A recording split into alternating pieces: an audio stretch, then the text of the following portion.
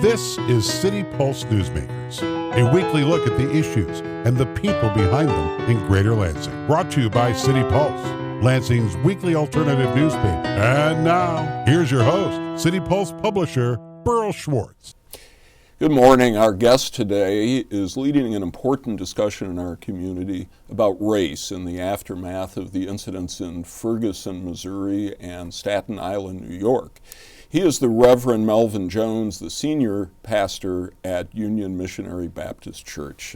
Pastor Jones, welcome to the program. Thank you. I'm very happy to be here. Thank you. What was your first reaction, your immediate thought when you heard about the shooting that resulted in the death of a passenger in an automobile in Lansing Township? My immediate thought was hoping that this was not another incident of police misconduct, and that something that could have been diffused or prevented should have happened rather than an abrupt use of deadly force. And I'm assuming that part of my reaction really has been based on how I've integrated in my own mind, thought, and feelings out of Ferguson and out of Staten Island, New York, and those situations where it appears to be part of a rather obvious encounter across the country of African American men who are losing their lives. But at police, at the hands of gun violence and or police violence, which is specifically the focus.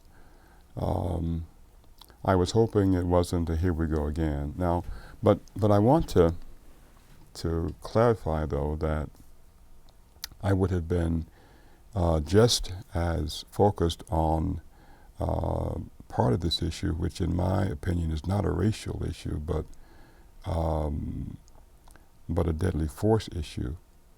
I would have been just as concerned had the person been a white person, a Hispanic person, or an African American person. And for some reason, I was quoted in the Lansing State Journal as only being interested in that situation because of first thinking that it might have been a black person. I'm interested in human life, and so just wanted to make clear that that's my focus.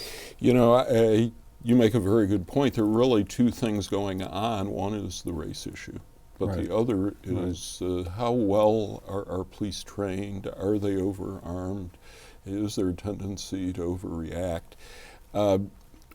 What is the take in the community? I know no one person can speak for the entire community, but what is the take among your parishioners about Ferguson, about Staten Island, about whether the same thing could happen here? Well, I think the overall sense is the question, whether or not you stand a chance at equal justice, whether or not the system actually really works for you. Is there real fairness in how investigations are arranged and how justice is metered? One of the interesting things out of the meeting that we had at our church concerning these issues was raising that actual question and seeing how many people out there really had no trust that the system could really provide justice for a citizen outside of the bureaucracy of what constitutes the local police department, the prosecutor's office, and even state policing. And I think that's somewhat based on the relationships that exist there, particularly political or politically, and fraternally, and how that appears to be protecting the interests of a person in that system over and above a person that's not in that system. Mm-hmm. And I think somehow, and I really want to give it a lot more study and a lot more thought, because I don't want to call for systemic change without having some idea of what that change should be. So I'm analyzing that system. I encountered much of it, and I wrote a real analysis of the systemic problems when Darnisha Clay in 2011 was killed by a policeman at one of our local banks. I studied that case very carefully. I wrote a rather critical analysis of it, and I tested the system with it and walked away with a lot of disappointment that it actually really works in a manner that meters out equal justice. What did you find that led you to believe that the system may not be working well? Well, in the first place, Rendon, who was the officer who fired the deadly shot, his testimony, as opposed to the testimony of Burke and one other officer, and their real personal perspective on the person that was shot, Darnisha Clay, was totally different. I mean, their stories never really came together coherently. On one hand, you have Rendon, who is suggesting that this is a woman that looks wild and unruly and aggressive. And on the other hand, you have another officer saying that for the most part, she was in a surrendering position. And then you have another officer who's outside of both of them, who incidentally had this 100 and some pound little girl on the floor on her stomach, which should have been enough pressure for two police officers to have actually held her and cuffed her, which should have been really the end of that episode. The final situation saying that at first she had, scissors that she dropped, how the officers were positioned in terms of how they were dealing with her, and then somehow she retrieves from her person a steak knife, allegedly, and she's on her knees, and he pulls his gun and shoots her not only once. The first shot was in her head, which I think should have been enough to stop anybody. Mm-hmm. And then the second shot in her abdomen. Mm. And it just did not wash well. And in my personal opinion, particularly as it related to the prosecutor, was that basically there was a rubber stamping of the state police report. And even with my personal conversations with him, pointing out Stuart Dunnings. yes, pointing out the various problems Mm-hmm. in their testimony, just didn't seem to matter. I mean, it left a very bitter taste in my mouth, but not simply that. But I really wanted to believe that in our system that the police commission was a representation to the police department of the community. Mm-hmm. But what I discovered was that the police commission is really part of the system. And I was very disappointed when I wrote a question to the commission, and simply spoken, basically what I said was, I want to understand, how you position yourselves to represent the community and the interest of the community. And well do I know that you are from the community, but the question is whether or not you really represent the interest of the community, and how does that really wash out? Well, when I went to the commission and the hearing, the fact that the Darrenisha Clay situation as far as the community was concerned, and a similar meeting that I had at our church, where hundreds of community people showed up, was hardly visible on their agenda. And when I went to the commission to actually really talk about it, they wanted to give me 3 minutes to talk. And the only way that I was able to talk a little bit more than 3 minutes was that there were others there who were willing to give me their minutes so that I could be heard.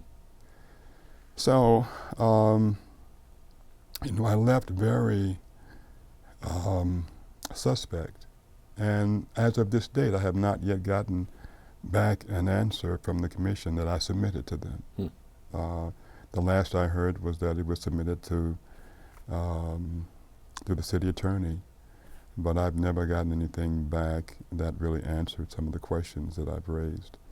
So there is a sense in my own mind of how the system can really be trusted to give justice to the average citizen in Lansing. Yeah, one of the things we've seen is 2 grand juries that didn't charge in Ferguson and in New York. It is surprising, I guess, to hear what you just said, because the prosecutor in Ingham County is an African American.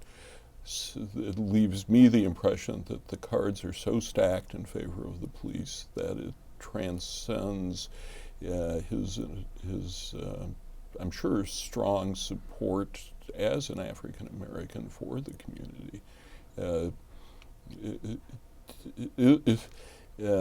Is there obviously must be work to be done then in our community on at least that aspect. I would think so. I mean, I'm very disappointed, and it's not just that situation. I mean, there are others that that I could mention where I think we've actually really fallen short on the side of justice for the average citizen. So, here we are in light of some of the things that's happened elsewhere. My sense is that we, and I said this in the meeting, that we're not part of the geography, but we are at least part of the broader issue. And what happens in other communities, could very well happen here. And basically, what I've wanted to do is not, stir up a lot of frustration in the system itself, but basically to at least be a proactive voice, so that we can sit down and begin to talk about these issues. And I tend to think that even on the other side of this issue, I mean, if they cannot see that there is a problem, then it's very difficult for that side to begin talking about how we solve it. Mm-hmm. And too often, what I've seen is that it's a one-way conversation to the extent that something is wrong with you, but there's nothing wrong with us. And I think until the system actually really realizes. Can you explain that a little more? Well, in most conversations, even the ones that I've heard, I mean, if I would take example from our meeting, our last meeting, when I raised the question about, this was about the system. Town hall on Tuesday hall. where you had about 500 people show up. Right. And I asked about the fairness of the system. I mean, if you noticed, no one in the system stood, which is tacitly to suggest that there's nothing wrong with the system. And until there's that kind of acknowledgement, then it'll be difficult to fix. Now, afterwards, there were some respondents who stood up and suggested, I think Aileen Robinson, I think she finally made statements about the system being broken, that kind of thing. But the first reaction was that we're okay, and perhaps you all need to be a bit more educated about how the system works, but it works. And again, the sense that self-investigation, brings fairness is a real question. I think self-investigation needs to happen. I have no issues with that. But I think as it relates to deadly force and the use of deadly force, because those issues are so painful for families who suffer those losses. And even on the side of policing these issues. The only thing I'm after, I'm not against, I think we need healthy policing in our communities. But if there is no fair justice when a policeman steps out of his bounds, or whose initiative is not the preservation of life, but rather the taking of it, then for me that's a problem. Even in the Staten Island situation, I don't think that really had to happen. It could have been diffused in a number of different ways without having to be that aggressive and having to be in that control of that kind of situation. Training, I think, is helpful, but I also think that when a certain kind of culture, sets into a bureaucracy, it's just difficult not to draw people into that culture, even though they have good intentions and are basically individually good people. There are a lot of statistics, and I want to ask you about driving while black. One of the stories someone told Tuesday night at the town hall was a white woman married to an African-American man driving the same car. She said, I never get stopped. He gets stopped a lot. We'll assume he's a good driver. Is there racial profiling in our community? I'd have to respond in the affirmative. And interestingly, I drive a BMW, and this is my second BMW, but the first one I bought was a very flashy BMW. It was the large 20-inch wheels. And what was interesting about that is, I have a son that lives on the south side of Lansing, and one evening, he works at Sparrow Hospital, and he got off rather late and didn't have a right to call me and asked if I would take him home. So I went to the job, picked him up, took him home. but immediately I was picked up by a policeman, and I knew that that he was following me and taking a look at my tag and so forth and so on. And maybe it was because, they're not used to seeing BMWs in the community, and maybe thought this guy might be someone that ought not be here. But I have at times, and it hasn't happened, I guess, in the last year and a half or so, but where I have been, followed, and I know I'm being followed. I haven't broken a law. But most interestingly, and my son now lives in Alabama, but my son was stopped, and he was actually really driving my wife's vehicle, which was an extended Cadillac van, Escalade, that is. And of course, she drives, all the time with it, never been stopped. But my son gets in it, and we get a call saying that he's been stopped. And with some of the other testimonies, that I've heard, whether or not it is an escalating problem, I'm not sensing that it is. Maybe it is de-escalating. But to suggest that it is not happening, I think is a misnomer. And I think there are some perceptions there that are racially ingrained, that suggests that a person driving black, and in some cases walking black, might just be a menace rather than the average run-of-the-mill citizen.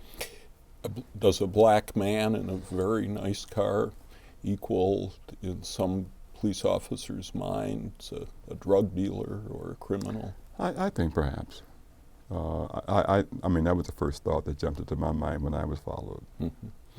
The other statistics, though, are that there's a high rate of crime, a higher rate of crime in the black community. What do you say to people who jump on that to say, this profiling is necessary? The interesting conversation on that particular issue, when black on black crime is mentioned, and black on black crime is real, and too many black males are grown up in areas of poverty and neglect, and it's no excuse for the kind of violence that goes on in those communities. But usually it's a one-sided conversation, because 84% of white crime is from whites also. That side does not get the discussion, okay? And I think where there are these kinds of crimes, they are generally crimes that relate to people who know each other, which then, in my mind, clarifies the fact that if I'm in your neighborhood and I'm more likely to be injured by you than I am injured by someone else in someone else's neighborhood.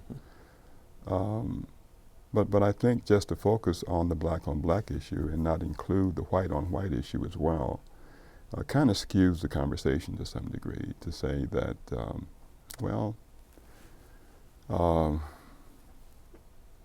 because this is really high crime, that it's more of a rationale to be more overboard or whatever as it relates to police tactics. You obviously hit a nerve with your town hall, because to have 500 people turn out on a Tuesday night in winter is very impressive. Where do you go from here, do you think? Well, for me, it goes down into analysis because I don't like to protest something that I can't see very clearly, or simply to be moved by the emotions that I feel. And so for me, and for the planners that I bring around me, will be, I think, first to really take a real critical look at the system and to find out what we think can bring improvement to the system. Now, one of the things that's clear and I think obvious is body cams. You know, I think that conversation is a fait accompli. I think that's going to happen because not only of the national pressure, but the president's mandate, the fact that he's willing to hopefully supply some additional funds for policing in cities across America. So I think that's going to happen. I think that making the system work is really going to be difficult because the system is so entrenched that it'll take not only pressure, I think, from the community, but it's going to require, I think, a lot of dialogue between persons of interest and those who are part of that system.